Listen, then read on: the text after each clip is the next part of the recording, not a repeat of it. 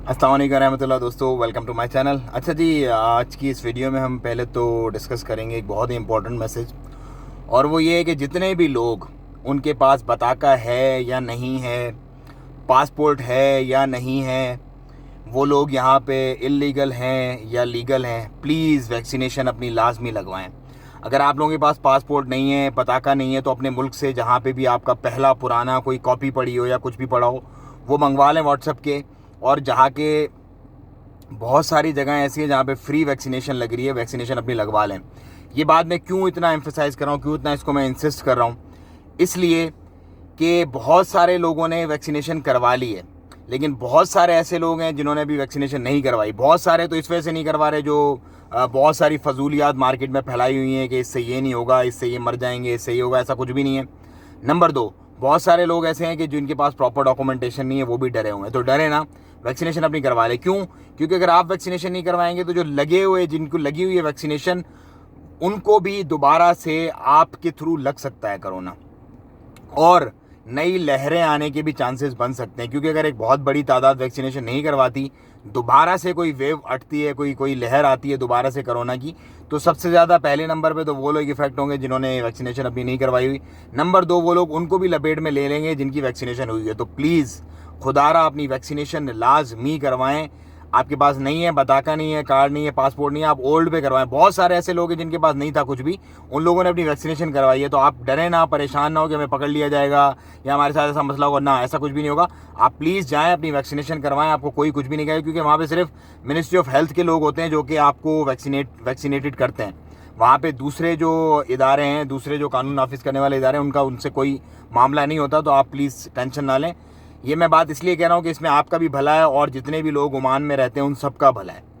Number 2, हम discuss करेंगे world cup के पॉइंट ऑफ व्यू से। बड़ी चर्चा चल रही है वर्ल्ड कप पे इंशाल्लाह। जैसे कि अभी सुल्तान काबूस यूनिवर्सिटी में क्वालिफायर मैच हुआ था फुटबॉल के वर्ल्ड कप का, तो इसको कैपेसिटी अलाउ की गई थी, तकरीबन 30% लोग गए थे देखने के लिए। तो इसी तरह जो T20 के क्वालिफायर मैसेज होंगे, जो ग्रुप ए के मैचेज होंगे, उनको भी देखने के लिए दिया जाएगा। लेकिन उसकी क्या तरतीब बनेगी, क्या टिकट होगा, क्या सारा हिसाब किताब होगा, वो मैं आप लोगों के साथ शेयर करूंगा। उसकी फ़िलहाल कोई ऐसा डिटेल नहीं है, लेकिन हाँ, देख ज़रूर सकेंगे लोग। तो एक अच्छा एक इवेंट होगा इंशाल्लाह, रूटीन लाइफ की तरफ। बाकी स्टेडियम के काम वगैरह जो हैं वो चल रहे हैं, लाइटिंग वगैरह और जो मामलात हैं वो अल्हम्दुलिल्लाह प्रॉपर तरीके से उसको टेकअप कर रही है मिनिस्ट्री। केसेस पे अगर हम नज़र डालें तो अल्हम्दुलिल्लाह अल्लाह पाक का एहसान है, केसेस बहुत कम है। 150+ केसेस हुए हैं 3 दिन के टोटल मिला के, और 5 डेथ हुई हैं। सो एक पॉजिटिव इम्पैक्ट आया है वैक्सीनेशन के पॉइंट ऑफ व्यू से, एक बहुत पॉजिटिव इम्पैक्ट आया है।